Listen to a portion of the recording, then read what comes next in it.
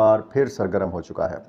آپ کو پتہ ہے کہ جب پرویز خٹک کو وزیر اعلیٰ بنایا جا رہا تھا تو اس وقت بھی عاطف خان وزیر اعلیٰ کے عہدے کے امیدوار تھے۔ پھر جب دوسری مرتبہ حکومت بنانے کا موقع ملا تحریک انصاف کو تو اس وقت بھی عاطف خان ایک مضبوط امیدوار تھے، اور محمود خان جب وزیر اعلیٰ تھے تو شکیل خان، عاطف خان اور شہرام ترکی وہ 3 وزراء تھے کہ جن کو کابینہ سے برطرف کیا گیا تھا۔ ایک سمری سابق وزیر اعلیٰ محمود خان نے موو کی، گورنر شاہ فرمان تھے، اور گورنر شاہ فرمان نے فوری طور پر اس پر دستخط کر دیے۔ ہدایات ملی تھیں باقاعدہ عمران خان کی طرف سے۔ تو اس کے بعد پھر ہم نے دیکھا کہ پہلے مرحلے میں شہرام ترکی واپس آئے، اور اس کے بعد پھر معاملات ٹھیک ہوئے، دونوں جانب سے مشترکہ دوستوں نے اس میں کردار ادا کیا، پھر واپسی ہوئی عاطف خان کی بھی، شکیل خان کی بھی، لیکن اندر خانے بہت کچھ چلتا رہا۔ اب جب تیسری مرتبہ تحریک انصاف کو حکومت بنانے کا موقع ملا تو شکیل خان ان 2 یا 3 امیدواروں میں ان کا نام شامل تھا کہ جو وزیر اعلیٰ بننے کے اہل تھے یا جو امیدوار تھے۔ پارٹی کے اندر سے بھی شکیل خان کے لیے بہت پسندیدگی کا جو ہے وہ اظہار کیا جاتا رہا، یہ کہا جاتا رہا ایک دوسرے کو کہ جی علی امین خان گنڈا پور کے مقابلے میں شکیل خان بہتر وزیر اعلیٰ ثابت ہو سکتے ہیں۔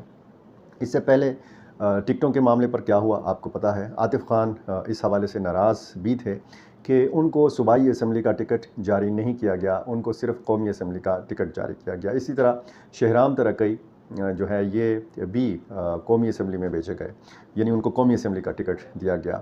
اسی طرح اگر آپ پشاور کی بات کریں، کامران منگش اور پھر تیمور سلیم جھگڑا، جس طریقے سے ان کو ہروایا گیا، جس طریقے سے کہا جاتا ہے کہ ان سے جیتی ہوئی نشستیں جو ہیں یہ چھینی گئیں، تو یہ ساری صورتحال جب آپ دیکھتے ہیں اور پھر اس سارے سلسلے کا پس منظر دیکھتے ہیں تو آج کے دن کی خبر یہ ہے کہ ذرائع یہ کہتے ہیں کہ عاطف خان گروپ کے پاس 25 MPAs ہیں۔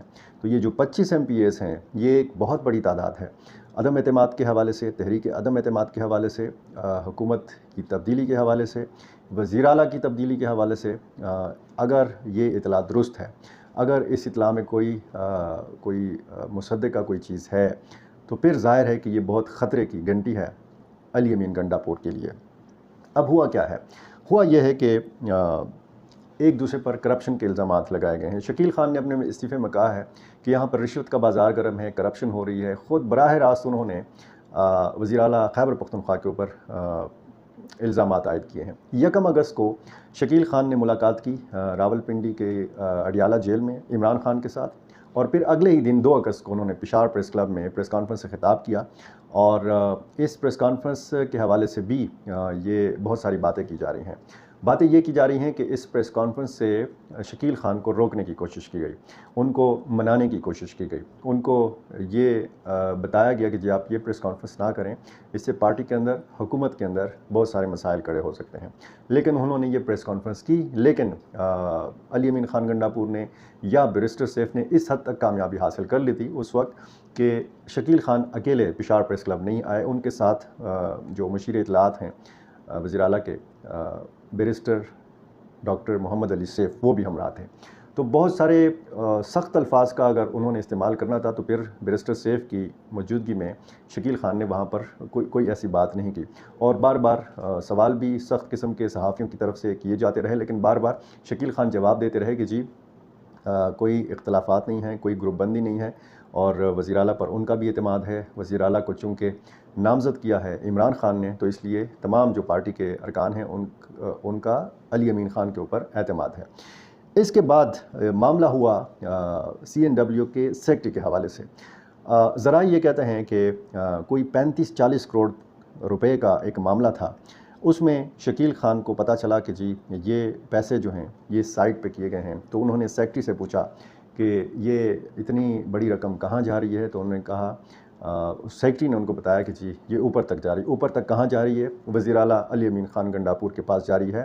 تو پھر یہ ان کو پکڑنا چاہتے تھے، ذرائع یہ کہتے ہیں کہ شکیل خان اس معاملے کو پکڑنا چاہتے تھے، اس لیے انہوں نے بھی کہا کہ پھر اس میں تو میرا بھی حصہ بنتا ہے۔ پہلے 4 کروڑ کی بات ہوئی، پھر 5 کروڑ کی بات ہوئی، تو پھر یہ بات پہنچائی گئی علی امین خان گنڈا پور تک، اور پھر جب 1 اگست کو عمران خان کے ساتھ ان کی ملاقات ہوئی تو یہ سارا معاملہ انہوں نے وہاں پر عمران خان کو بھی بتایا۔ اور یہ جو کنورسیشن ہوئی تھی اس حوالے سے یہ بھی اطلاعات ہیں کہ اس کی ریکارڈنگ جو ہے یہ علی امین خان گنڈا بور کے پاس بھی ہے اور پھر یہ عمران خان تک بھی پہنچائی گئی. تو الٹا پھر اس میں شکار بنے شکیل خان، اور شکیل خان کے حوالے سے بھی یہ جو کرپشن کے الزامات ہیں سیکٹری کے اوپر، کیونکہ سیکٹری کو ہٹا دیا گیا، اور شکیل خان کے اوپر بیرسٹر سیف نے باقاعدہ طور پر کہا ہے کہ ان پر یہ الزامات تھے کرپشن کے، بے قاعدگی کے. تو یہ سوال بھی اٹھائے جا رہے ہیں کہ اگر اتنے سنگین الزامات ہیں تو پھر صرف ڈی نوٹیفیکیشن کی سزا کیوں ہے، پھر گرفتاری کا عمل کیوں نہیں عمل میں لایا گیا؟ جس طرح پرویز خٹک کے زمانے میں ایک احتساب کمیشن بنا تھا، اس کے بعد سے پھر کوئی احتساب کا ادارہ نہیں ہے. پھر ضیاء اللہ آفریدی کو ہم نے دیکھا کہ قربانی کا بکرا بنایا گیا، اور آج شکیل خان کو قربانی کا بکرا بنایا گیا ہے. شکیل خان کے حق میں عاطف خان نے آواز اٹھائی ہے. انہوں نے کہا کہ 10 سال یہ وزیر رہے اور میں نے کبھی ان کے حوالے سے ایسی کوئی شکایت نہیں سنی. انتہائی ایماندار وزیر. سابق deputy speaker Khyber Pakhtunkhwa assembly Mahmood جان نے شکیل خان کے حق میں ایکس پر لکھا ہے. اسی طرح جنید اکبر MNA، جن کا نام بھی پہلے اس احتساب کمیٹی میں جو 3 رکنی بنائی گئی، جس میں بریگیڈیئر ریٹائرڈ مصدق عباسی ہیں، جس میں شاہ فرمان ہیں، جس میں قاضی انور ہیں. یہ جو 3 رکنی کمیٹی ہے، اس کی سفارشات پر کہتے ہیں کہ اس کی رپورٹ پر شکیل خان کے خلاف یہ کارروائی کی گئی ہے. بہرحال یہ جو الزامات کا سلسلہ ہے، تو شکیل خان نے اپنے استعفے میں دعویٰ کیا کہ صوبائی حکومت نے کرپشن سے پارٹی منشور کو نقصان پہنچایا اور صوبائی حکومت عوامی مینڈیٹ کے خلاف جا رہی ہے. دوسری جانب صوبائی حکومت نے ان کے الزامات کو مسترد کرتے ہوئے کہا ہے کہ شکیل خان کے خلاف کرپشن کی تحقیقات جاری تھیں اور ان تحقیقات کی روشنی میں انہیں عہدے سے ہٹانے کی سمری وزیر اعلیٰ نے گورنر کو ارسال کی تھی. خیبر پختونخوا حکومت کے ترجمان بیرسٹر سیف نے پریس کانفرنس کرتے ہوئے کہا کہ شکیل خان کے خلاف کرپشن کی شکایات ہمارے کارکنان اور دوستوں کی جانب سے آ رہی تھیں، جبکہ یہ شکایات میڈیا میں بھی سامنے آئی تھیں. انہوں نے کہا کہ یہ باتیں عمران خان تک بھی پہنچیں، جنہوں نے ان الزامات کی تحقیقات کے لیے کمیٹی تشکیل دی، جس نے اپنی رپورٹ وزیر اعلیٰ کو پیش کی، اور وزیر اعلیٰ نے رپورٹ کے بعد مشاورت کر کے ڈی نوٹیفیکیشن کی سمری گورنر خیبر پختونخوا کو بھیج دی. لیکن اس دوران شکیل خان نے استعفیٰ دے دیا اور معاملہ ختم ہو گیا. مبینہ کرپشن کے الزامات پر وزیر اعلیٰ خیبر پختونخوا نے صوبائی وزیر CNW شکیل خان کو ڈی نوٹیفائی کرنے کے لیے گورنر کو سمری بھیجی، تو شکیل خان نے بھی اپنے استعفے میں صوبائی حکومت کے خلاف چارج شیٹ پیش کر دی.